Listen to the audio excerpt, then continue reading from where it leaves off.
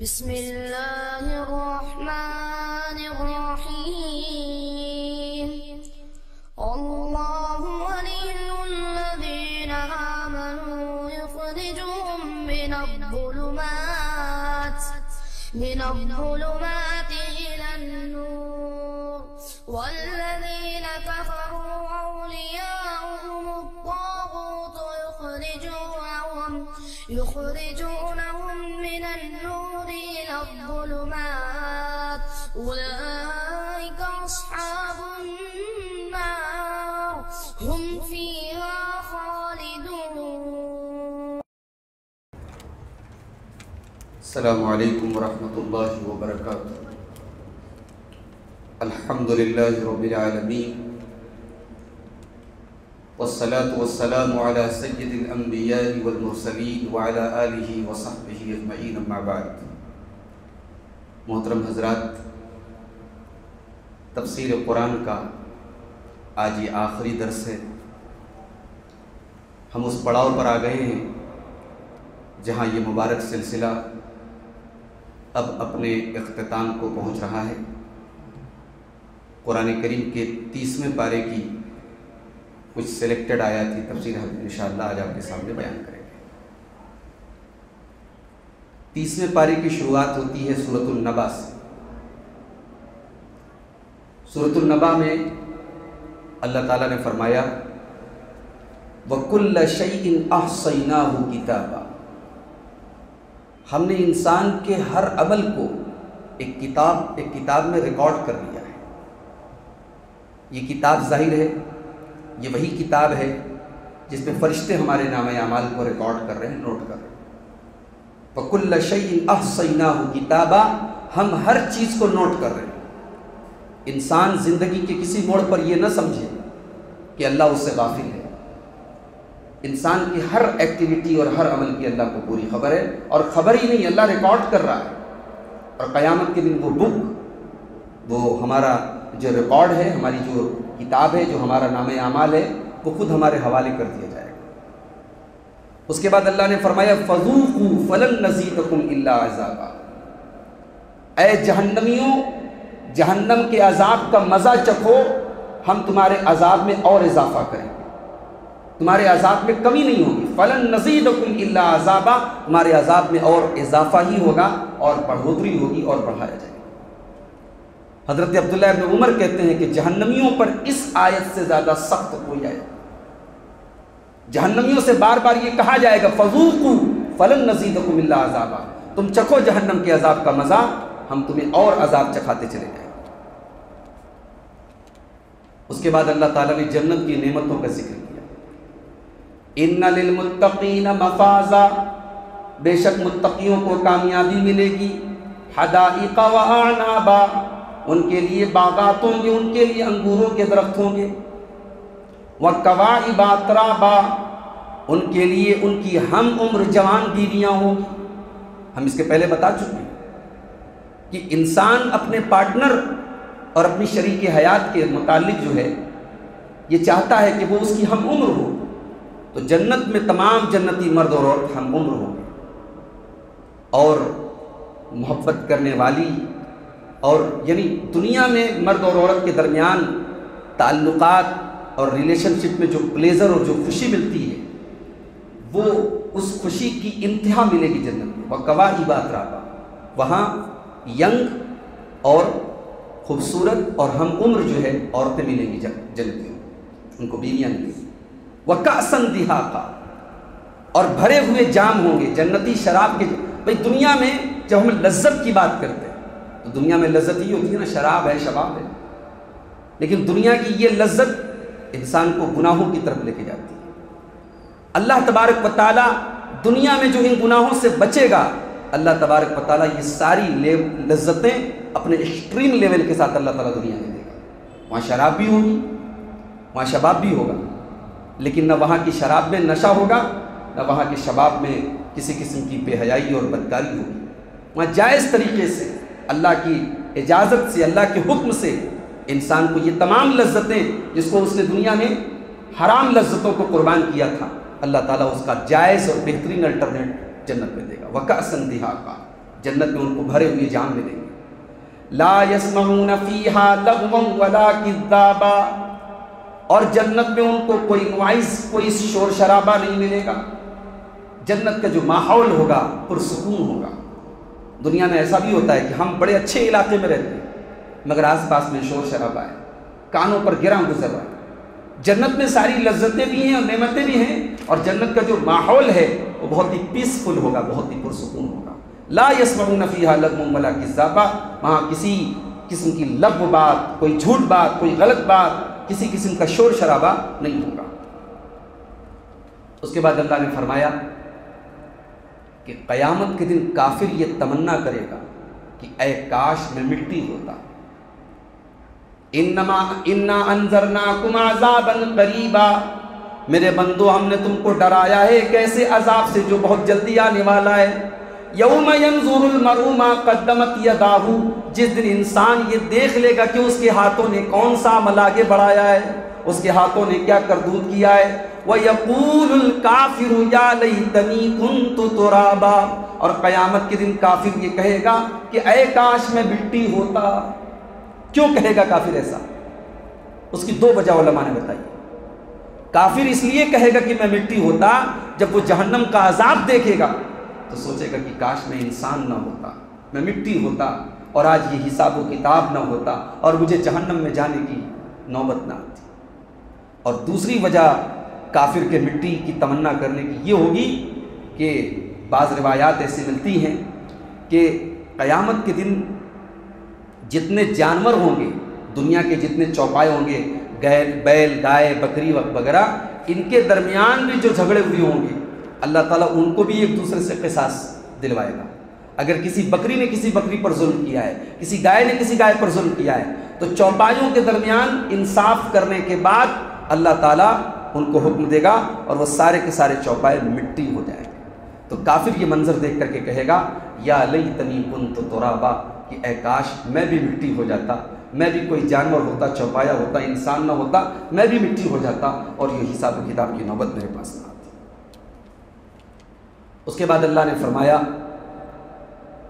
کہ قیامت کے دن کامیاب وہی انسان ہوگا جو اپنے نفس کی ہر بات نہیں مانتا، جو اپنے نفس کی ہر بات مانتا ہے، جو دل میں آتا ہے وہ کرتا ہے، جس چیز کی ڈیزائر ہوتی ہے، جس چیز کی اچھا ہوتی ہے وہ کام کرتا ہے، تو ڈیزائرز کا راستہ جہنم کی طرف جاتا ہے.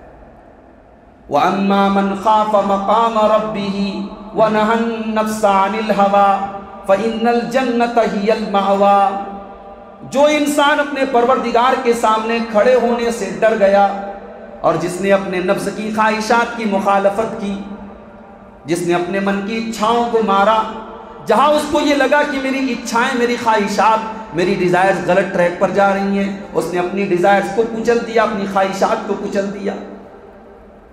مثال کے طور پر آدمی جوان ہوا ہے، مرد کو عورت کی ضرورت ہے، اللہ نے نکاح کا آپشن رکھا ہے، نکاح بھی ہو گیا، پھر بھی اس کی خواہشات مچل رہی ہیں، غلط راستوں کی طرف اس کو لے کے جانا چاہتی ہیں، مگر اس نے جائز پر اکتفا کیا، اس نے ناجائز کا راستہ نہیں اپنایا، اس نے زناکاری اور بدکاری سے اپنے آپ کو بچا کے رکھا. وَنَهَى النَّفْسَ عَنِ الْهَوَىٰ، اس نے اپنی خواہشات سے اپنے آپ کو روک کر کے رکھا. اللہ فرماتا ہے فَإِنَّ الْجَنَّةَ هِيَ الْمَأْوَىٰ، ایسے انسان کا ٹھکانہ جنت ہوگا. اس کے بعد اللہ کے نبی صلی اللہ علیہ وسلم کو تنبیہ کی جا رہی ہے، آپ پر عتاب کیا جا رہا ہے، آپ کو ڈانٹا جا رہا ہے. مسئلہ کیا تھا کہ اللہ کے نبی کے پاس مکہ کے بڑے بڑے سردار، قریش کے بڑے بڑے سردار آئے ہوئے تھے اور اللہ کے نبی ان کو اسلام کی دعوت دے رہے تھے. اتنے میں اللہ کے رسول کے ایک صحابی جو نابینا تھے، اندھے تھے، ان کا نام تھا عبداللہ ابن ام مکتوم، وہ چلے آ رہے تھے لاٹھی پکڑ کر کے عصا کے سہارے. تو اللہ کے رسول کے چہرے پر تھوڑی سی ناگواری آ گئی. کیوں ناگواری آ گئی؟ آپ کو ایسا فیل ہوا کہ یہ جو مکہ کے سردار ہیں، یہ بڑے لوگ ہیں، ان کے اگر یہ ایمان لے آتے ہیں تو ان کے ذریعے بڑا کام ہو سکتا ہے. عبداللہ ابن ام مکتوم تو میرے آلریڈی صحابی ہو چکے ہیں، اسلام لا چکے ہیں، اور وہ اندھے ہیں، ان کی ذات سے اسلام کو بہت زیادہ فائدہ نہیں پہنچے گا. اگر عبداللہ ابن ام مکتوم ابھی کے بجائے تھوڑی دیر کے بعد آتے تو میں ان لوگوں کو تھوڑا کنونس کر رہا ہوں، ان کو میں سمجھا لیتا۔ اس وجہ سے اللہ کے نبی کے چہرے پر تھوڑا ناگواری آ گئی۔ اللہ کو یہ چیز بھی پسند نہیں ہے۔ اللہ نے قرآن کی آیتیں نازل کر دی، عبس وتولی، اے میرے نبی آپ کے چہرے پر ناگواری آ گئی، آپ نے اپنا منہ بسور لیا، آپ کے چہرے پر ناگواری کے تاثرات آ گئے، وتولی، اور آپ نے اپنا منہ پھیر لیا، ان جاءہ الاعمی، صرف اس بنیاد پر کہ ایک اندھا آپ کے پاس چلا آیا تھا، وما یدریک لعلہ یزکا، آپ کو کیا پتا کہ وہ جو اندھا آ رہا ہے ہو سکتا ہے وہ اپنا تزکیہ کرنے کے لیے آ رہا ہو، وہ گناہوں سے پاک و صاف کرنے کے لیے آ رہا ہو، وما یدریک لعلہ یزکا او یذکر فتنفعہ الذکریٰ، ہو سکتا ہے کہ وہ نصیحت حاصل کرنا چاہتا ہو اور اس کو نصیحت مل جائے۔ اے میرے نبی جو دوڑ کر کے آپ کے پاس چلا آ رہا ہے آپ تو اس کو دیکھ کر کے اپنا چہرہ پھیر لے رہے ہیں، اور جو آپ کی باتوں سے منہ پھیر رہا ہے، جو آپ کی باتیں سننا نہیں چاہتا ہے، آپ ان کو سنانے کے لیے بےتاب بنے ہوئے۔ اللہ اپنے نبی کو تنبیہ کر رہا ہے، اور کتنے یعنی پیار بھرے انداز میں اللہ اپنے نبی کو تنبیہ کر رہا ہے کہ اے نبی آپ کو ایسا نہیں کرنا چاہیے، جو آپ کے پاس ہدایت کے لیے آ رہا ہے آپ اس کو ہدایت دیجیے، وہ اندھا ہے، وہ غریب ہے، کوئی معمولی آدمی ہے، اس کو دیکھ کر کے آپ کے چہرے پر ناگواری نہیں آنی چاہیے۔ اس میں داعی کے لیے بہت بڑا سبق ہے، اسلام کی تبلیغ کرنے والے کے لیے بہت بڑا سبق ہے کہ اس کی دعوت و تبلیغ سب کے لیے ہونی چاہیے، وہ نہیں کہ بڑے لوگوں کو دعوت دے، چھوٹے لوگوں کو بھول جائے، کمزور لوگوں کو بھول جائے، ایسا نہیں ہونا چاہیے۔ اس کے بعد انسان سے یہ کہا جا رہا ہے کہ اے انسان تو ذرا اپنی پیدائش کے اوپر غور کر، قتل الانسان ما اکفرا، انسان مارا جائے، انسان ہلاک ہو جائے، انسان کتنا بڑا ناشکرا ہے۔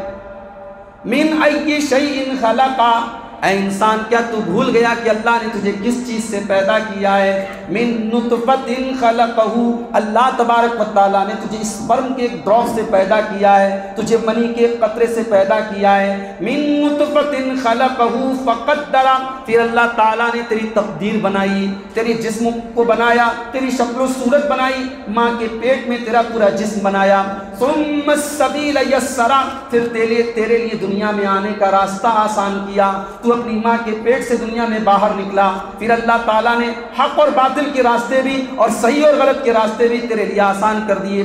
ثم اماتہ فاقبرہ، پھر اے انسان اللہ تعالیٰ تجھے موت دے دیتا ہے اور تو قبر میں چلا جاتا ہے۔ تو پیدا ہوا تھا ایک حقیر پانی کے قطرے سے، اور مرنے کے بعد تو مٹی میں سڑ جاتا ہے، تیری باڈی مٹی میں گل جاتی ہے، تیرا جسم کنکال بن جاتا ہے۔ اے انسان تو اپنی بگننگ کو بھی دیکھ لے اور اپنے اینڈ کو بھی دیکھ لے، تو اپنی شروعات کو بھی دیکھ لے اور اپنے خاتمے کو بھی دیکھ لے، تجھے غرور کس بات کا ہے، تجھے گھمنڈ کس بات کا ہے؟ قتل الانسان ما اکفرا، اے انسان تو کتنا بڑا ناشکرا ہے۔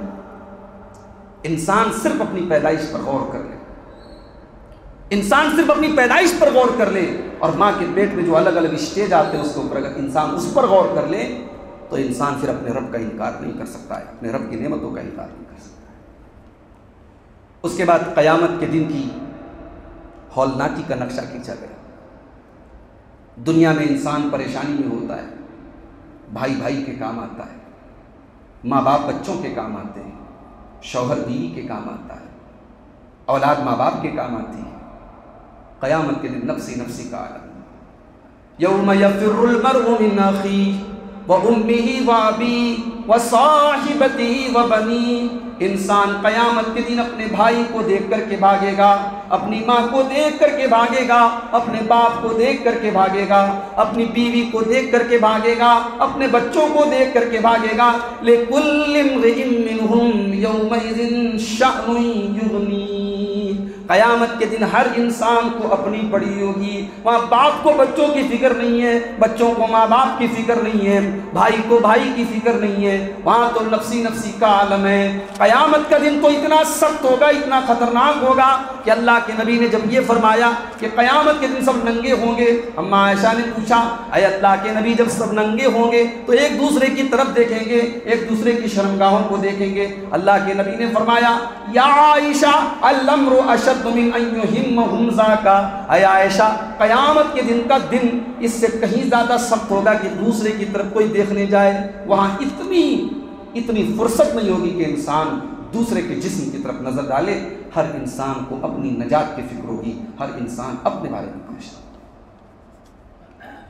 اس کے بعد جب حضرت اسرافیل علیہ السلام پہلی مرتبہ سور پھونکے اور ساری کائنات درہم برہم ہو جائے، وہ وقت کیسا ہوگا اللہ نے اس کا نقشہ کھینچا ہے.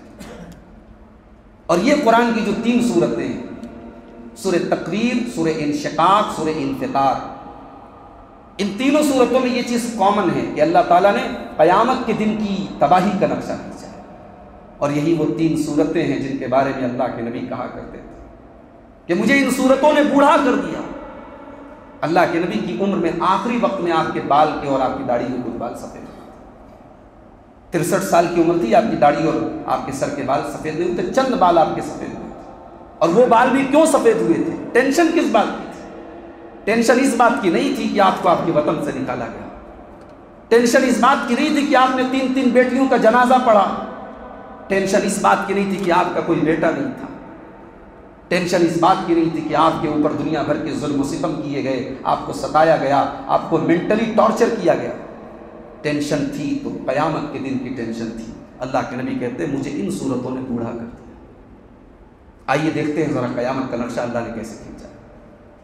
اذا الشمس كورت، جب سورج کو لپیٹ دیا جائے گا، جب سورج کی روشنی ختم کر دی جائے گی. وَإِذَا النُّجُومُ انْكَدَرَتْ، جب ستارے بے نور ہو جائیں گے، ستاروں کی روشنی ختم ہو جائے گی. وَإِذَا الْجِبَالُ سُيِّرَتْ، اور بڑے بڑے پہاڑ روئی کی طرح چلنے لگیں گے. وَإِذَا الْعِشَارُ عُطِّلَتْ، اور جب 10 ماہ کی گابن اونٹنیوں کو ان کے حال پہ چھوڑ دیا جائے گا. عرب کے اس ماحول میں اونٹنی بہت بڑی ویلیو رکھتی تھی، اور 10 ماہ کی اگر گابن اونٹنی ہے، بچہ ہونے والا ہے، اس اونٹنی کی ان کے نزدیک بڑی ویلیو تھی.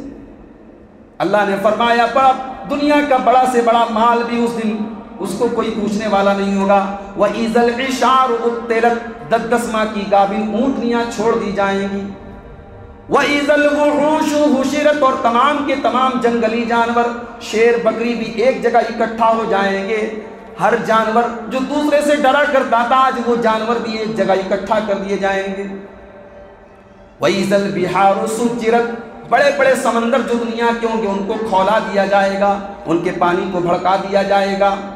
وَإِذَا الْبِحَارُ سُجِّرَتْ وَإِذَا النُّفُوسُ زُوِّجَتْ، اور جب لوگوں کے گروپ بنا دیے جائیں گے، مومن الگ کر دیے جائیں گے، کافر الگ کر دیے جائیں گے، زنا کرنے والے الگ کر دیے جائیں گے. وَإِذَا النُّفُوسُ زُوِّجَتْ، لوگوں کے جوڑے بنا دیے جائیں گے. وَإِذَا الْمَوْءُودَةُ سُئِلَتْ، اور قیامت کے دن زندہ درگور کی ہوئی، زندہ دفن کی گئی لڑکی سے سوال کیا جائے گا. بِأَيِّ ذَنبٍ قُتِلَتْ، اے بچی تجھے اللہ نے پیدا کیا، تو دنیا میں آئی، پھر تجھے کس جرم میں مار ڈالا گیا، تجھے کس جرم میں تیری ماں نے تیرے باپ نے دفن کر دیا. یعنی اتنے ظالم لوگ تھے کہ ان کو یہ ڈر ستاتا تھا. بھئی معاشی طور پہ اکانومی کے اعتبار سے کمزور لوگ تھے، ان کو لگتا تھا بیٹی بڑی ہوگی اس کو کھلانا پڑے گا، بیٹا آئے گا تو چلو وہ سہارا بنے گا، وہ کما کے لائے گا. جنگ ہوگی تو بیٹا کام آئے گا، بیٹی کیا کرے گی، بیٹی کا تو ڈیفنس کرنا پڑے گا. تو بیٹیوں کے متعلق اتنی نیگیٹو سوچ تھی. کبھی کبھی تو بچی پیدا ہوتی تھی وہیں پر گڑھا کھود کے وہیں ڈال دیتے تھے، اور کبھی بیٹی کو تھوڑا بڑا جب بڑی ہو جاتی تھی تو سماج کے تانے سننے کی وجہ سے ڈر سے اس کو لے جا کے دفن کرتے. اللہ نے کہا قاتل سے نہیں پوچھا جائے گا تو نے کیوں مارا، اللہ اس معصوم سے پوچھے گا جو بیچاری کسی کے سامنے اپنا درد نہیں رکھ سکتی. وہ رو رو کر کے کلپ کر کے اس قبر کے گڈھے میں مر جاتی تھی، اور کوئی اس کا آنسو پوچھنے والا، کوئی اس کی چیخ سننے والا نہیں تھا. آج اللہ اس کی چیخ کو سنے گا. وَإِذَا الْمَوْءُودَةُ سُئِلَتْ، اس زندہ دفن کی گئی لڑکی سے پوچھا جائے گا بِأَيِّ ذَنبٍ قُتِلَتْ، اے بچی تجھے کس جرم میں مارا گیا تھا. وَإِذَا الصُّحُفُ نُشِرَتْ، اور جب لوگوں کے نام اعمال کو کھول دیا جائے گا، پھیلا دیا جائے گا. وَإِذَا السَّمَاءُ كُشِطَتْ، اور جب آسمان کی کھال اتار دی جائے گی. اللہ، اب یہ اس کو ہم امیجن نہیں کر سکتے کہ آسمان کی کھال کیسے اترے. یہ قربانی میں آپ نے دیکھا ہوگا بکرے کی کھال کیسے اترتی ہے. صحیح سالم بکرا ہے, اب جب اس کی کھال اترتی ہے تو ایک الگ ہی منظر ہوتا ہے, ایک الگ ہی سین ہوتا ہے. اللہ نے کہا قیامت کی کھال کھینچ لی جائے. وَإِذَا الْجَحِيمُ سُعِّرَتْ, جہنم کو بھڑکا دیا جائے گا. وَإِذَا الْجَنَّةُ أُزْلِفَتْ, جنت کو اور قریب کر دیا جائے گا.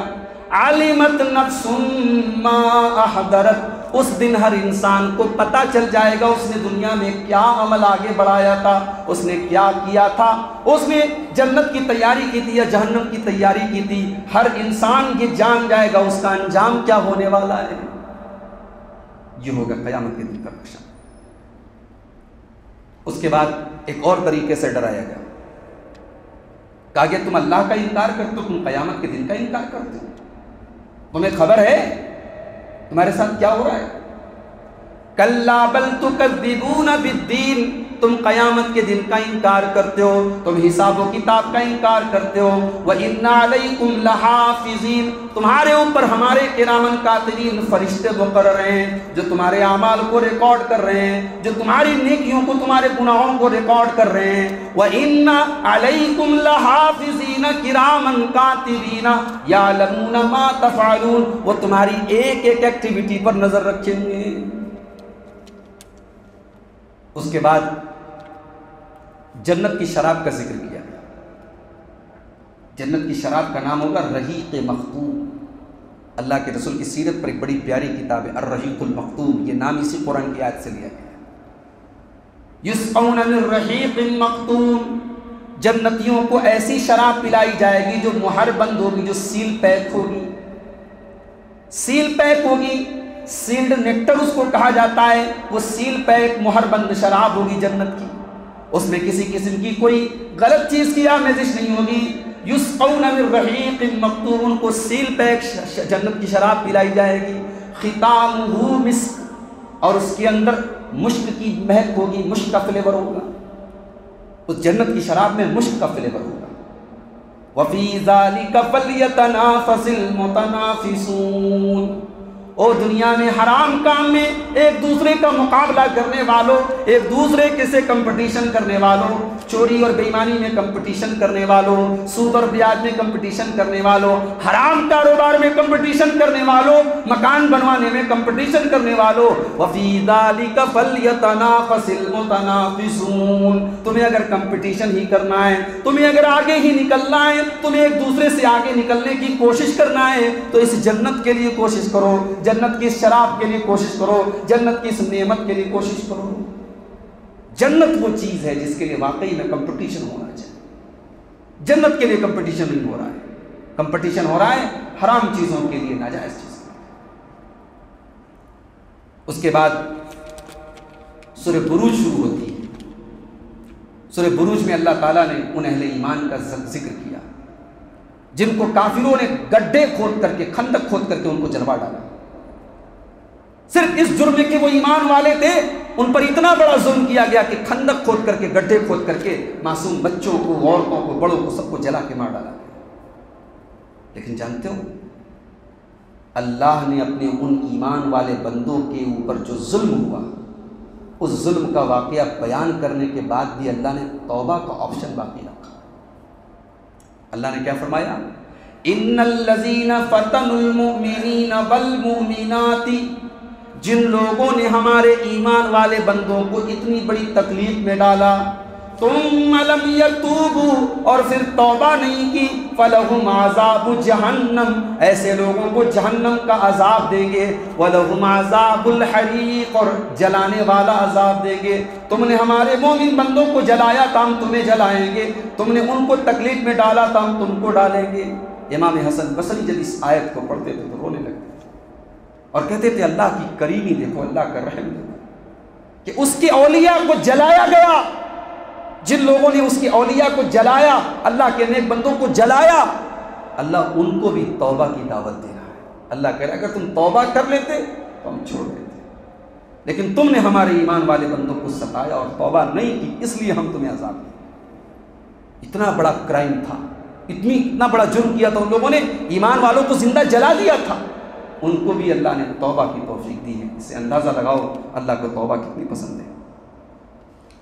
اس کے بعد یہ بتایا گیا کہ قیامت کے دن کوئی راز نہیں رہے۔ یوم تبلی السرائر، قیامت کے دن سارے سیکرٹس ریویلڈ ہو جائیں گے، سارے راز کھول دیے جائیں گے۔ یوم تبلی السرائر، اس دن دلوں کے بھید کھول دیے جائیں گے۔ فما لہ من قوت ولا ناصر، اور قیامت کے دن کوئی کسی کا مددگار نہیں ہوگا۔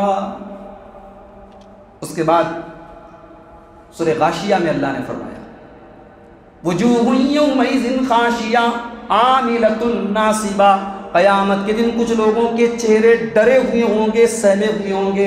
عاملۃ ناصبہ، یہ وہ لوگ ہوں گے جنہوں نے دنیا میں بہت عمل کیا تھا اور عمل کر کر کے تھک گئے تھے۔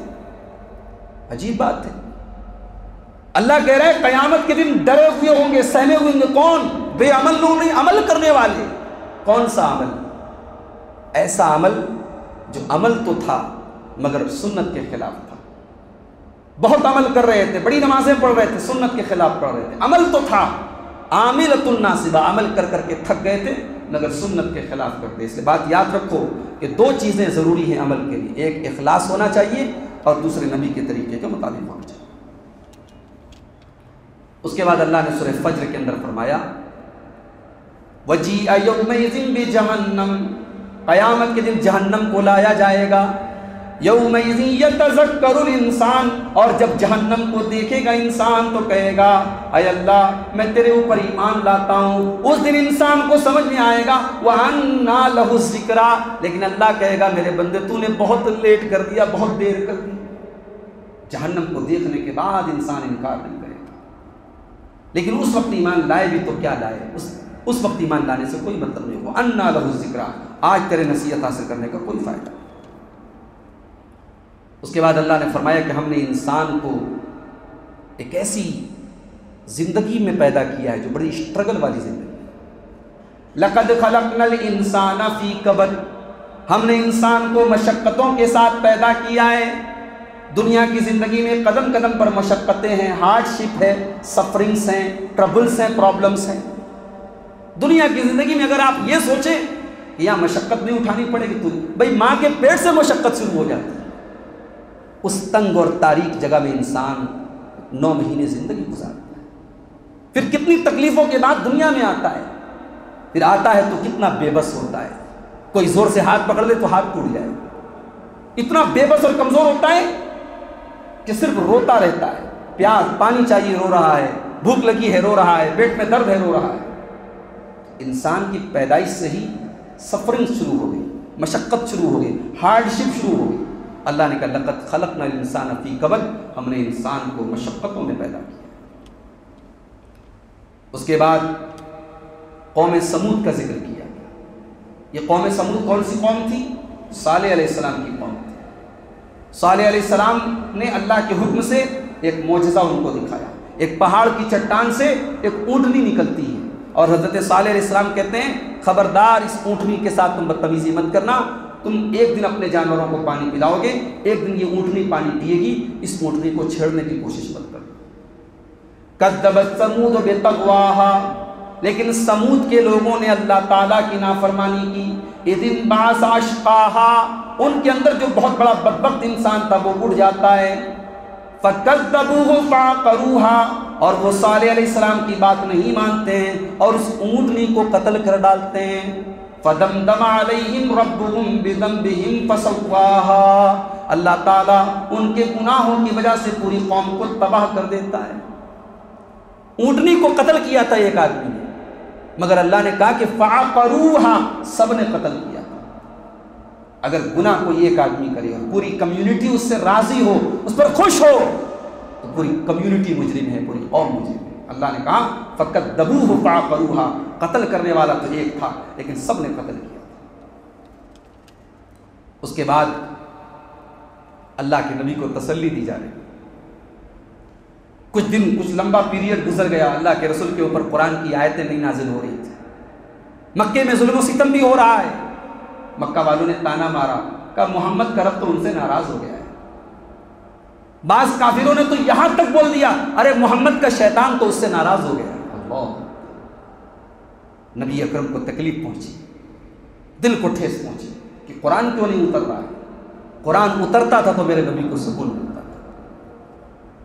جب نبی کو ٹینشن ہوئی، تکلیف ہوئی، تو اللہ نے قرآن کی یہ آیتیں نازل کی، وَالضُّحَىٰ وَاللَّيْلِ إِذَا سَجَىٰ، قسم ہے چاشت کے وقت کی اور قسم ہے رات کی جب وہ تاریک ہو جائے، مَا وَدَّعَكَ رَبُّكَ وَمَا قَلَىٰ، اے نبی نہ تو آپ کے رب نے آپ کو چھوڑا ہے، نہ آپ کا رب آپ سے ناراض ہوا ہے، وَلَلْآخِرَةُ خَيْرٌ لَكَ مِنَ الْأُولَىٰ، اے نبی آنے والا وقت پہلے کے حالات سے بہتر ہوگا اور آخرت دنیا سے بہتر ہوگی۔ جب قرآن کی آیتیں اترتی ہیں اللہ کے نبی کو دل کو تسلی مل جاتی ہے، اللہ اعلان کر دیتا ہے کہ اے نبی اللہ آپ سے ناراض نہیں ہوا ہے، مَا وَدَّعَكَ رَبُّكَ وَمَا قَلَىٰ۔ اس کے بعد اللہ نے اعلان کیا وَرَفَعْنَا لَكَ ذِكْرَكَ، اے نبی ہم نے آپ کے ذکر کو بلند کیا۔ کیسے بلند کیا؟ 5 ٹائم کی اذان ہو رہی ہے، 5 ٹائم کی اذان ہو رہی ہے، اور اذان میں جہاں اشہدو ان لا الہ الا اللہ پڑھا جا رہا ہے وہیں محمد رسول اللہ بھی پڑھا جا رہا ہے، اشہدو ان محمد رسول اللہ بھی پڑھا جا رہا ہے۔ اسی لیے حضرت حسان بن ثابت کیا کہتے ہیں، وَزَمَّ الْإِلَٰهُ اسْمَهُ مَعَ اسْمِهِ، اللہ تعالیٰ نے اپنے نام کے ساتھ اپنے نبی کے نام کو ملا دیا ہے۔ اِذَا قَالَ الْمُؤَذِّنُ فِي الْخَمْسِ أَشْهَدُ، جب مؤذن 5 ٹائم کی اذان میں اشہدو کہتا ہے تو اللہ کی توحید کا اعلان بھی کرتا ہے اور محمد الرسول اللہ کی رسالت کا اعلان بھی کرتا ہے۔ دنیا کے اربوں مسلمان جب اپنے نبی کا نام لیتے ہیں تو صلی اللہ علیہ وسلم، دنیا کے اربوں مسلمان اس نبی کا نام احترام اور عزت کے ساتھ لیتے ہیں، اور مسلمان تو مسلمان کتنے غیر مسلم ہیں جو اللہ کے نبی کا بہت احترام کرتے ہیں۔ وَرَفَعْنَا لَكَ ذِكْرَكَ، اے نبی ہم نے آپ کے ذکر کو بلند کر دیا، آپ کی شان کو اونچا کر دیا۔ اللہ کے بندوں میں اللہ نے کسی اور کو وہ مقام نہیں دیا جو اللہ نے اپنے آخری نبی کو دیا۔ اس کے بعد سورہ زلزال شروع ہوتی ہے، قیامت کے دن کا زلزلہ کیسا ہوگا؟ دنیا کے زلزلوں کی تصویر ہم دیکھتے ہیں تو روح کانپ جاتی ہے، انسان ڈر جاتا ہے۔ قیامت کے دن کا زلزلہ کیسا ہوگا؟ جب کوئی ایک خاص علاقے میں نہیں آئے گا، اذا زلزلت الارض زلزالها، جب پوری زمین کو ہلا دیا جائے گا، واخرجت الارض اثقالها، اور زمین اپنے بوجھ کو نکال دے گی، وقال الانسان ما لها، انسان کہے گا اس زمین کو کیا ہو گیا ہے، یومئذ تحدث اخبارها، اس دن زمین اپنی خبروں کو بیان کرے گی، بان ربک اوحى لها، کیونکہ زمین کو اللہ تعالیٰ حکم دے گا، زمین بولے گی۔ جہاں بیٹھ کر کے آپ نے نماز پڑھا ہے وہ زمین بولے گی، جہاں بیٹھ کر کے آپ نے قرآن پڑھا ہے وہ زمین بولے گی، اور جہاں بیٹھ کر کے ہم نے غلط کام کیے وہ زمین بھی بولے گی، زمین گواہی دے گی، یومئذ تحدث اخبارها۔ اس کے بعد اللہ نے گھوڑے کی قسم کھائی، وَالْعَادِيَاتِ ضَبْحًا، قسم ہے ان گھوڑوں کی جو دوڑتے دوڑتے ہانپنے لگتے ہیں، فَالْمُورِيَاتِ قَدْحًا، اور دوڑتے دوڑتے ان کے ٹاپوں سے چنگاریاں نکلنے لگتی ہیں، فَأَثَرْنَ بِهِ نَقْعًا، جب وہ دوڑتے ہیں دشمن پر حملہ کرتے ہیں تو گرد و غبار اور ڈسٹ اڑنے لگتا ہے، فَوَسَطْنَ بِهِ جَمْعًا، اور وہ دشمن کی صفوں کے بیچ میں گھس جاتے ہیں، إِنَّ الْإِنسَانَ لِرَبِّهِ لَكَنُودٌ، بے شک انسان اپنے رب کا بہت ناشکرا ہے۔ یہ گھوڑے کا انسان کے ناشکری ہونے سے کیا تعلق؟ گھوڑا ایک ایسا جانور ہوتا ہے جو اپنے مالک کا بہت وفادار ہوتا ہے، جتنا بھی خطرہ ہو گھوڑا اپنی پیٹھ سے اپنے مالک کو نہیں اتارتا ہے، چاروں طرف سے تیر برس رہے ہوں لیکن گھوڑا اپنے مالک کا آخری دم تک ساتھ دیتا ہے، اور مالک گھوڑے کو کیا دیتا ہے؟ تھوڑا سا چارہ کھلاتا ہے، تھوڑا سا چارہ کھلاتا ہے، تھوڑا اس کے رہنے کا انتظام کرتا ہے، تھوڑے سے چارے اور رہنے کے انتظام کی وجہ سے گھوڑا اپنے مالک کا اتنا وفادار ہوتا ہے۔ اے انسان، جس مالک نے تجھے اتنا خوبصورت جسم دیا ہے، جس مالک نے تیرے دل کو دھڑکنا سکھایا ہے، جس مالک نے تجھے زندگی کی سانسیں دی ہیں، جس نے تجھے بیوی بچے دیے ہیں، جس نے تجھے گھر مکان دیا ہے، جس نے تجھے عزت والی زندگی دی ہے، اس مالک کے ساتھ تیرا سلوک کیسا؟ تو گھوڑے سے بھی زیادہ گیا گزرا ہے۔ گھوڑا ذرا سے چارے کی وجہ سے انسان اپنے مالک کا وفادار ہے، اور تو اپنے مالک کے ساتھ اتنا بے وفا ہے۔ ان الانسان لربہ لکنود، انسان اپنے رب کا بہت بڑا ناشکرا ہے۔ کتنا بہترین کنیکشن ہے گھوڑے کی قسم کھانے کے بعد اس جملے میں کہ ان الانسان لربہ لکنود، بے شک انسان اپنے رب کا بہت بڑا ناشکرا ہے۔ اس کے بعد سورہ عصر شروع ہوتی ہے۔ سورہ عصر قرآن کی سب سے چھوٹی سورتوں میں سے ایک سورت ہے، لیکن چھوٹی ہونے کے باوجود امام شافعی کہتے ہیں کہ اگر پورے قرآن میں صرف یہی ایک سورت اتر جاتی تو ہماری ہدایت کے لیے کافی تھی۔ اور اس سورت کی اتنی فضیلت ہے کہ صحابہ جب ایک دوسرے سے ملتے تھے تو سلام کرنے کے بعد، مصافحہ کرنے کے بعد والعصر ان الانسان لفی خسر، یہ ایک دوسرے کو سناتے تھے۔ کیا کہا ہے اللہ نے اس کے اندر؟ والعصر، زمانے کی قسم ہے، ان الانسان لفی خسر، تمام کے تمام انسان گھاٹے میں۔ آدم علیہ السلام سے لے کر کے آج تک کے سارے انسان گھاٹے میں، الا الذین آمنوا وعملوا الصالحات وتواصوا بالحق وتواصوا بالصبر، جن کے اندر 4 کوالٹی پائی جائے وہ گھاٹے میں نہیں ہے، باقی سب گھاٹے میں۔ 4 چیزیں اگر تمہارے اندر ہیں تب تو تم فائدے میں ہو، ورنہ زندگی گھاٹے میں گزر۔ 4 چیزیں کون سی ہیں؟ سچائی کو پہچان دو، سچائی پر عمل کرو، سچائی کو دوسروں تک پہنچاؤ، اور سچائی کو پہنچانے میں تکلیف ملے تو صبر۔ یہ 4 چیزیں۔ حق بات کو مان لو، حق بات پر عمل کرو، حق بات کی تبلیغ کرو، اور حق بات کی تبلیغ پر تکلیف ہو تو صبر کرو۔ الا الذین آمنوا وعملوا الصالحات وتواصوا بالحق وتواصوا بالصبر۔ اس کے بعد ہاتھی والوں کا واقعہ بیان کیا۔ خانہ کعبہ کا احترام اللہ کے نبی کے پہلے بھی ہوتا تھا، دور جاہلیت میں بھی ہوتا تھا۔ پورے عرب سے لوگ آتے تھے، خانہ کعبہ کا طواف کرتے تھے، حج کرتے تھے، عمرہ کرتے تھے۔ یمن میں ایک عیسائی بادشاہ تھا، اس کا نام تھا ابرہہ۔ اس کو یہ لگا کہ لوگ بلا وجہ خانہ کعبہ کا اتنا احترام کرتے ہیں، اس نے ایک بہترین چرچ بنوایا یمن کے اندر، اور اس کی شیپ ویسی رکھی جیسے خانہ کعبہ کی، اور اس نے حکم دیا کہ میرے اس کلیسا کا، میرے اس چرچ کا آ کر کے تم لوگ طواف کرو۔ مگر ظاہر ہے خانہ کعبہ کا جو احترام تھا وہ ابراہیم علیہ السلام کے دور سے ہوتا چلا آ رہا تھا۔ لوگوں نے اس کے بنائے ہوئے چرچ میں جا کے پیشاب پاخانہ کر دیا، گندگی کر دی۔ ابرہہ کو بہت غصہ آیا، اس نے ہاتھیوں کا ایک بہت بڑا لشکر تیار کیا اور خانہ کعبہ کو گرانے کے لیے چلا۔ جب مکہ سے کچھ دور یہ لشکر پہنچا تو اس کے آدمیوں نے اللہ کے رسول کے دادا عبد المطلب کے کچھ اونٹوں پر قبضہ کر لیا۔ اس وقت خانہ کعبہ کے متولی عبد المطلب تھے، اللہ کے نبی کے دادا تھے۔ عبد المطلب کو پتا چلا میرے اونٹوں کو ابرہہ نے قبضہ کر لیا ہے، اس کے ساتھیوں نے قبضہ کر لیا ہے۔ عبد المطلب آئے اور کہا کہ بھائی میرے اونٹ میرے حوالے کر دو۔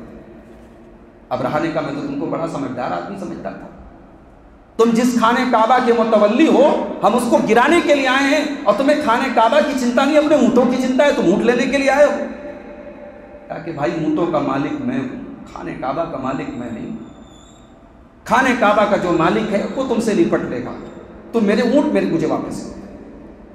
اس کے بعد جب ابرہہ آگے بڑھنے کی کوشش کرنے لگا وہاں سے، تو اس کے اونٹ آگے ہی نہیں بڑھ رہے تھے، انہیں کسی اور ڈائریکشن میں لے کے جایا جاتا، تیار ہو جاتے چلنے کے لیے، خانہ کعبہ کی طرف ان کا رخ کیا جاتا، سارے کے سارے ہاتھی اسٹاپ ہو جاتے۔ پھر اللہ نے ہاتھیوں کے اس لشکر پر ایک چھوٹی چھوٹی چڑیوں کو آسمان میں بھیجا، جو اپنی کنکریوں، اپنی چونچ میں اور اپنے پنجوں میں چھوٹی چھوٹی کنکریاں دبائے ہوئے تھیں، اور وہ کنکریاں انہوں نے اس کی فوج پر گرائی، اور وہ کنکری جس کے اوپر گرتی تھی اس کا سر پھٹ جاتا تھا، اس کا کلیجہ باہر نکل جاتا تھا، اور جتنے ہاتھی تھے سب پاگل ہو گئے، اور ہاتھیوں نے ابرہہ کی ہی لشکر کو کچلنا شروع کر دیا۔ خود ابرہہ وہاں سے بھاگ کر کے واپس آیا، اور یمن پہنچتے پہنچتے اس کا بھی پورا جسم سڑ گیا، اور اس کا بھی کلیجہ باہر نکل گیا، اور بڑی بری کتے کی موت پر گیا۔ یہ واقعہ اللہ کے نبی کی پیدائش کے 40 دن پہلے کا واقعہ ہے۔ اللہ کہہ رہا ہے مکہ کے ان کافروں سے، الم تر کیف فعل ربک باصحاب الفیل، کیا تم لوگوں نے نہیں دیکھا، اے نبی کیا تم نے نہیں دیکھا کہ تمہارے پروردگار نے ہاتھی والوں کے ساتھ کیا کیا؟ الم یجعل کیدہم فی تضلیل، کیا اللہ تعالیٰ نے ان کی چال کو ناکام نہیں کر دیا؟ وارسل علیہم طیرا ابابیل، اللہ تعالیٰ نے چھوٹی چھوٹی چڑیوں کے جھنڈ بھیج دیے، ترمیہم بحجارۃ من سجیل، وہ چھوٹی چھوٹی چڑیاں اپنی چونچ اور اپنے پنجوں سے ان کے اوپر سجیل کے پتھر گراتی تھی. سجیل کہتے ہیں سنگ گل کو. سنگ مانے مٹی، سنگ مانے پتھر، گل مانے مٹی. سنگ گل مٹی سے بنا ہوا پتھر. تو وہ چھوٹی چھوٹی مٹی کی کنکریاں تھیں. اللہ نے سنگ گل کو ان کے اوپر گرایا. فجعلہم کعصف معقول. اور وہ پورا جو لشکر تھا ابرہہ کا وہ کیا ہو گیا؟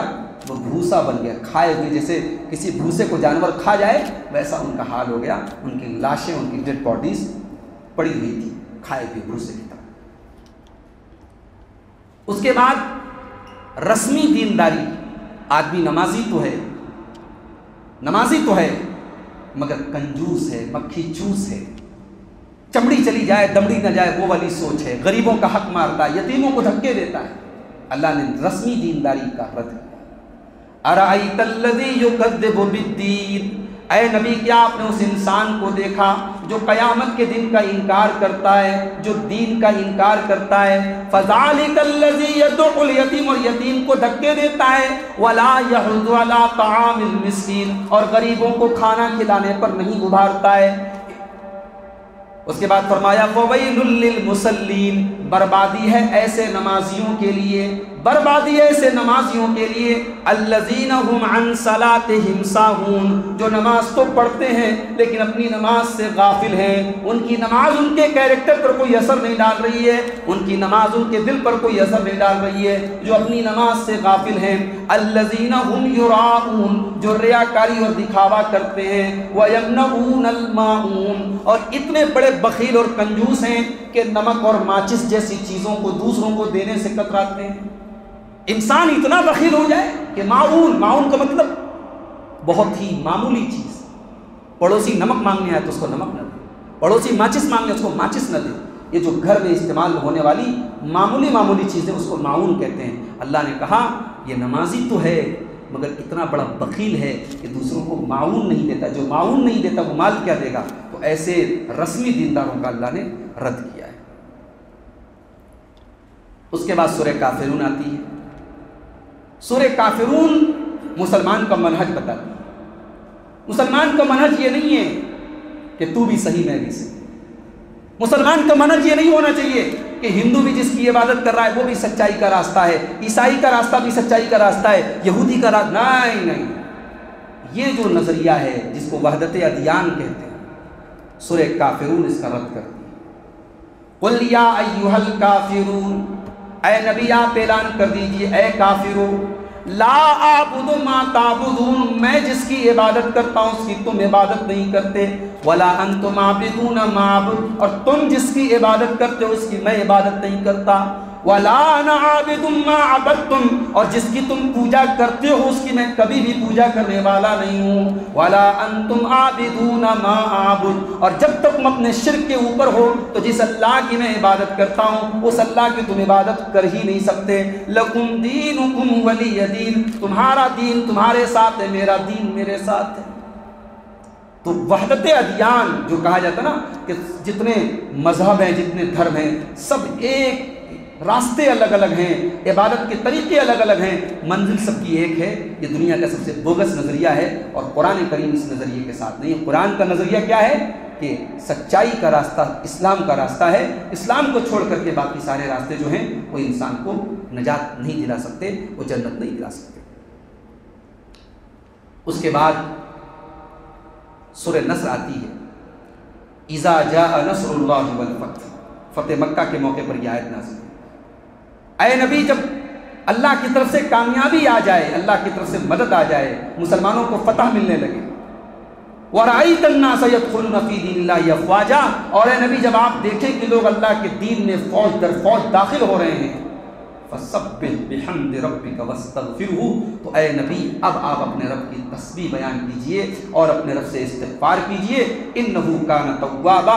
بے شک اللہ بہت توبہ قبول کرتا ہے. اس میں اشارہ اس بات کی طرف تھا کہ اے اللہ کے نبی اب مکہ فتح ہو گیا، اب لوگ بڑی تعداد میں اسلام میں داخل ہو رہے ہیں، اب تقریباً پورا عرب اسلام کے اندر آ چکا ہے. اب اے نبی اب آپ کا مشن پورا ہو چکا ہے. اے نبی اب آپ کی زندگی کا آخری ٹائم آ گیا ہے. اب آپ زیادہ سے زیادہ اپنے رب کی تسبیح بیان کیجیے. اس میں ایک نقطہ یہ ہے کہ جب انسان 60 پار کر لے، جب انسان عمر کے اس موڑ پہ چلا جائے کہ اب اس کے پیر قبر میں لٹکے ہیں، تو انسان کو اللہ کے ذکر اور تسبیح میں اپنے دن گزارنے چاہیے۔ اور ایک نقطہ اور ملا کہ جب انسان کوئی بھی عبادت کا کام کرے تو اس کے بعد استغفار کرے۔ اس لیے ہم جب نماز پڑھتے ہیں تو سلام پھیرنے کے بعد کیا کہتے ہیں؟ اللہ اکبر، استغفر اللہ، استغفر اللہ، استغفر اللہ۔ تو استغفار ہم اس لیے کرتے ہیں تاکہ اگر ہماری نماز میں، ہماری عبادت میں کوئی بھول چوک ہوئی ہو، کوئی کمی ہوئی ہو تو اللہ اس کو معاف کر دے۔ تو اللہ نے اپنے نبی سے کہا آپ کا مشن پورا ہو چکا ہے، اب آپ اپنے رب کی تسبیح کیجیے اور استغفار کیجیے۔ یہ قرآن کی جب صورت نازل ہوئی تو صحابہ سمجھ گئے کہ اب اللہ کے نبی کا آخری وقت آ گیا ہے، اور حضرت عمر فاروق کہتے ہیں کہ اس صورت کا مطلب ہم لوگ یہی سمجھتے تھے کہ یہ اللہ کی طرف سے مسلمانوں کو اطلاع دی جا رہی ہے کہ اب اللہ کے نبی کی وفات کا وقت قریب ہے۔ اس کے بعد سورہ لہب آتی ہے، تبت یدا ابی لہب وتب، ابو لہب کے دونوں ہاتھ ٹوٹ جائیں اور ابو لہب برباد ہو جائے۔ یہ ابو لہب کون تھا بھائی؟ نبی کا چچا تھا، عبد المطلب کا بیٹا تھا۔ یہ قرآن کی 111 نمبر کی سورت ہے۔ قرآن کی 111 نمبر کی سورت میں نبی کے چچا کے بارے میں کہا جا رہا ہے کہ اس کے دونوں ہاتھ ٹوٹ جائیں۔ کچھ مطلب سمجھ میں آیا؟ قرآن کی اینڈنگ ہو رہی ہے، قرآن پورا ہو رہا ہے، قرآن کی لاسٹ کی سورت ہے یہ، اور نبی کے چچا کے بارے میں کہا جا رہا ہے اس کے دونوں ہاتھ ٹوٹ جائیں۔ قرآن یہ میسج دے رہا ہے کہ اسلام کے اندر وہ نظریہ نہیں چلے گا کہ درم سلطان بود، میرا باپ بادشاہ تھا، میں سید ہوں، میں نبی کے خان۔ ابھی آج کل ایک سید کا ویڈیو میں نے دیکھا یوٹیوب کے اوپر، اس کا کپڑا بالکل عورتوں کے جیسا کپڑا پہنے ہوئے، چھوٹی چھوٹی داڑھی رکھے ہوئے، عورتیں آ کر کے اس کو ٹچ کر رہی ہیں، مصافحہ کر رہی ہیں، اور لوگ اس کے اوپر پھول برسا رہے ہیں، اور صاحب کہا جا رہا ہے یہ آل رسول ہے۔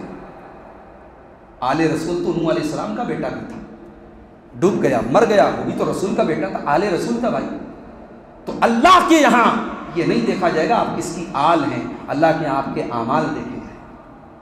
اللہ کے یہاں رشتہ داری نہیں دیکھی جائے گی، اللہ کے یہاں نسبت نہیں دیکھی جائے گی۔ یہ جتنے باطل کے کارخانے ہیں یہ نسبت سے چل رہے ہیں کہ صاحب ہم فلاں کے مرید ہیں، ہم فلاں کے مرید ہیں، ہمارا سلسلہ چشتیہ ہے، ہمارا سلسلہ قادریہ ہے، ہمارا سلسلہ سہروردیہ ہے، ہمارا سلسلہ نقشبندیہ ہے۔ یہ سارے سلسلے کام نہیں آئیں گے، کام آئے گا تو اللہ اور اس کے رسول کی اتباع کے کام ہے۔ قرآن کی آخری صورتوں میں سے یہ صورت ہے، اور یہ صورت اعلان کر رہی ہے کہ نبی کا چچا بھی اگر نبی پر ایمان نہیں لائے تو وہ جہنم میں جائے گا اور اس کے دونوں ہاتھ ٹوٹ جائیں گے۔ تبت یدا ابی لہب وتب، ابو لہب کے دونوں ہاتھ ٹوٹ جائیں، ابو لہب برباد ہو جائے۔ ما اغنا عنہ مالہ وما کسب، اس کا مال اس کے کوئی کام نہیں آیا، اس کی کمائی اس کے کوئی کام نہیں آئی۔ اور آگے فرمایا ما اغنا عنہ مالہ وما کسب سیصلی نارا ذات لہب، اور یہ ابو لہب جو بڑا گورا چٹا تھا، جو اتنا خوبصورت تھا کہ اس کی خوبصورتی کی وجہ سے اس کو ابو لہب کہا جاتا تھا۔ لہب کا مطلب ہوتا ہے شعلہ، آگ کا انگارہ، اس کا چہرہ اتنا سرخ تھا، اتنا خوبصورت تھا، اس کو ابو لہب کہا جاتا تھا۔ اللہ نے کہا یہ ابو لہب جو اپنے زمانے کا بڑا اسمارٹ اور ہینڈسم انسان ہے، جو اتنا گورا چٹا ہے، سیصلی نارا ذات لہب، اس کی خوبصورتی، اس کی اسمارٹنس، اس کے چہرے کی رنگت اس کے کوئی کام نہیں آئے گی، وہ جہنم میں ڈالا جائے گا۔ نارا ذات لہب جو بھڑکنے والی جہنم ہوگی، اور اکیلا نہیں جائے گا۔ وَامْرَأَتُهُ حَمَّالَةَ الْحَطَبِ، اس کی بیوی بھی جائے گی جو لکڑی اٹھا اٹھا کر کے اس کی آگ میں مدد کرے گی۔ دنیا میں جب ابو لہب نبی کو تکلیف پہنچاتا تھا تو اس کی بیوی جمیل بھی اپنے شوہر کا ساتھ دیتی تھی۔ تو جو بیوی اپنے شوہر کا غلط کام میں ساتھ دے وہ کل قیامت کے دن جہنم کی آگ میں بھی اپنے شوہر کے عذاب میں اس کا ساتھ دے گی۔ ابو لہب کی بیوی لکڑی اٹھا اٹھا کر کے اپنے شوہر کو جلنے میں مدد کرے گی۔ اس کا مطلب یہ ہوا کہ زندگی اچھی گزارنے کے لیے اچھے لائف پارٹنر کا ہونا بھی بہت ضروری ہے، اچھی بیوی کا ہونا بھی بہت ضروری ہے۔ ابو لہب کی بیوی اس کے لیے بربادی کا سبب بن گئی۔ اس کے بعد سورہ اخلاص ہے۔ سورہ اخلاص قرآن کی وہ سورت ہے جس کو اللہ کے نبی نے 1/3 قرآن کے برابر کہا۔ کیوں کہا 1/3 قرآن کے برابر؟ کیونکہ قرآن میں 3 چیزیں بیان کی ہیں: توحید، احکام، قصص۔ قرآن میں یا تو توحید بیان کی گئی ہے، یا مسئلے مسائل بیان کیے گئے، یا نبیوں کے واقعات بیان کیے گئے۔ اور سورہ اخلاص یہ پوری توحید کا خلاصہ ہے۔ اگر کوئی آپ سے پوچھے ہو از اللہ، اللہ کون ہے، انٹروڈیوس اللہ، اللہ کا انٹروڈکشن کیجئے، تو آپ اس کے سامنے سورہ اخلاص پڑھ دیجیے. قل هو اللہ احد اللہ الصمد لم یلد ولم یولد ولم یکن له کفوا احد. اللہ ایک ہے، اکلوتا ہے، تنہا ہے، اس کی کوئی بیوی نہیں، اس کے کوئی بچے نہیں، اکیلا ہے، اس کا کوئی شریک نہیں، کوئی پارٹنر نہیں. اللہ الصمد، اور اللہ اکلوتا ہے جو صمد ہے. صمد کا مطلب ساری دنیا جس کی محتاج ہو اور وہ کسی کا محتاج ہو، سب کو اس کی ضرورت پڑے، اس کو کسی کی ضرورت نہ پڑے. اور ظاہر ہے کہ یہ کرائٹیریا اللہ کے علاوہ کسی پر پورا نہیں ہو سکتا. لوگ اوشو کی عبادت کرتے ہیں، لوگ فلاں فلاں کی عبادت کرتے ہیں، اور جس کی عبادت کرتے ہیں اس کی درگاہ کے باہر لکھا رہتا ہے یہ اتنے سن میں پیدا ہوئے اور اتنے سن میں مر گئے. ارے جو پیدا ہوا اور جو مر گیا وہ رب کیسے ہو سکتا ہے؟ اللہ تو وہ ہے جو صمد ہے، جو نہ کبھی مر سکتا ہے، نہ کبھی فنا ہو سکتا ہے، نہ کبھی غائب ہو سکتا ہے، نہ کبھی اس کو تھکاوٹ لاحق ہوتی ہے. اللہ الصمد، اللہ بے نیاز ہے، سب اس کے محتاج ہے، وہ کسی کا محتاج ہے. لم یلد، اس نے کسی کو جنم نہیں دیا، ولم یولد، اور اس کو کسی نے جنم نہیں دیا. اللہ نے پیدا کیا ہے سب کو، اللہ کریٹر ہے، وہ اس نے کسی کو جنم نہیں دیا، وہ نہ کسی کا باپ ہے نہ کسی کا بیٹا ہے. وَلَمْ يَكُنْ لَهُ كُفُوًا أَحَدٌ، اور اللہ کے برابر، اللہ کے ہم پلہ، اللہ کے ایکویلنٹ کوئی نہیں، اللہ کے برابر کوئی نہیں. اس کے بعد قرآن کی آخری دو صورتیں ہیں سورہ فلق اور سورہ ناس. ان دونوں صورتوں کو معوذتین بھی کہا جاتا ہے. دو ایسی صورتیں جو پناہ دیتی ہیں. یہ انسان کو جادو سے پناہ دیتی ہیں، انسان کو شیطان کے شر سے پناہ دیتی ہیں. اللہ کے نبی کے اوپر بھی جب جادو ہوا تو اللہ کے نبی نے سورہ فلق کو پڑھ کر کے جب پڑھنا شروع کیا تو جادو کی جو آپ کے بال پر جادوگر نے، لبید ابن عاصم نام کے جادوگر نے گرے لگا لگا کے جادو کیا تھا. آپ سورہ فلق اور سورہ ناس پڑھتے چلے جاتے تھے اور جادو کی گرے کھلتے چلے جاتے تھے. آج بھی بچوں کو نظر لگ جائے یا جادو کا اثر ہو تو اس کی بڑی اہمیت ہے، معوذتین کو پڑھنا چاہیے. آئیے دونوں کا ترجمہ دیکھ لیتے ہیں. قل اعوذ برب الفلق، اے نبی آپ کہہ دیجئے میں پناہ چاہتا ہوں صبح کے رب کی. قل اعوذ برب الفلق من شر ما خلق، ہر اس چیز کے شر سے اس کو اللہ نے پیدا کیا. ومن شر غاسق اذا وقب، اور اندھیری رات کے شر سے جب وہ چھا جائے. ومن شر النفاثات فی العقد، اور گرہوں میں پھونکنے والے جادوگروں کے شر سے. ومن شر النفاثات فی العقد، جو گرہوں میں پھونکتے ہیں اور جادو کرتے ہیں. ومن شر حاسد اذا حسد، اور حسد کرنے والے کی حسد سے جب وہ حسد کرے. تو سورہ فلق میں اللہ کی ایک صفت بیان کی ہے اور 4 چیزوں سے پناہ طلب کی ہے. اور سورہ ناس میں اسی کا الٹا ہے. قل اعوذ برب الناس ملک الناس الہ الناس، اے نبی آپ کہہ دیجئے میں پناہ طلب کرتا ہوں لوگوں کے رب کی، لوگوں کے بادشاہ کی، اور لوگوں کے معبود کی. پہلے رب کہا، پھر بادشاہ کا، پھر معبود کا. کیونکہ رب تو بہت سارے ہوتے ہیں، کوئی گھر کا رب ہے، کوئی گاڑی کا رب ہے، کوئی کار رب مانے مالک، لیکن بادشاہ لاکھوں میں کوئی ایک ہوتا ہے. تو پہلے رب کا ذکر کیا، پھر بادشاہ کا ذکر کیا. تو بادشاہ لاکھوں میں کوئی ایک ہوتا ہے، لیکن بادشاہ بھی معبود نہیں ہوتا. اللہ وہ ہے جو رب بھی ہے، جو لوگوں کا رب بھی ہے، لوگوں کا بادشاہ بھی ہے، اور لوگوں کا معبود بھی ہے. تو میں پناہ طلب کرتا ہوں لوگوں کے رب کی، لوگوں کے بادشاہ کی، لوگوں کے معبود کی. من شر الوسواس الخناس، وسوسہ ڈالنے والے خناس کے شر. خناس کا مطلب جو چھپ کر کے حملہ کرے. شیطان چھپ کر کے حملہ کرتا ہے، شیطان سامنے آ کر کے حملہ نہیں کرتا ہے. تو شیطان وسواس ہے، وسوسہ ڈالتا ہے، برائی کا خیال ڈالتا ہے، غلط خیال ڈالتا ہے. اور خناس ہے الذی یوسوس فی صدور الناس، جو لوگوں کے سینوں میں وسوسہ ڈالتا ہے. من الجنۃ والناس، اور یہ شیطان جنات میں سے بھی ہوتا ہے اور یہ شیطان انسان میں سے بھی ہوتا ہے. رمضان میں جنات والے شیطان قید ہیں، انسان والے شیطان قید نہیں ہیں، انسانوں کے شیطان موجود ہیں. تو یہ قرآن کریم کے 30ویں پارے کی منتخب آیات کی تفسیر تھی. اور الحمدللہ آج یہ سلسلہ ہمارا مکمل ہوا. ہم اللہ سے دعا کرتے ہیں کہ ہماری اس تفسیر کے دوران اگر ہم سے کوئی بھول چوک ہوئی ہو، قرآن کی تفسیر کے بیان کرنے میں کوئی کمی ہوئی ہو، کوئی کوتاہی ہوئی ہو، اللہ اس کو اپنے فضل و کرم سے معاف فرمائے. اور قرآن کو ہم نے جو سنا ہے، اس کے تفسیر کو جو ہم نے سنا ہے، اللہ تعالیٰ کہنے اور سننے سے زیادہ اس پر عمل کرنے کی ہم سب کو توفیق عطا فرمائے۔ اللہ قرآن کو ہمارے دلوں کی بہار بنا دے، ہمارے سینے کا نور بنا دے، ہمارے غموں کا علاج بنا دے، ہمارے درد کی دوا بنا دے۔ اللہ قرآن کے ساتھ ہم سب کے رشتے کو جوڑ دے۔ اللہ ہمیں زندگی میں قرآن کو اپنا گائیڈ اور اپنا مشعل راہ بنانے کی توفیق عطا فرمائے۔ اللہ ہم سب کو قرآن کا حق ادا کرنے کی توفیق دے۔ اللہ ہم سب کو توفیق دے کہ جس طریقے سے ہم رمضان میں قرآن سے جڑے رہے، باقی سال کے 11 مہینے بھی ہم قرآن سے جڑے رہیں۔ اللہ تعالی ہمیں قرآن کے تعلق سے جو لاپرواہیاں ہمارے اندر ہیں اللہ ان کو دور فرما دے، آمین۔ وآخر دعوانا ان الحمد للہ رب العالمین، والسلام علیکم ورحمۃ اللہ وبرکاتہ۔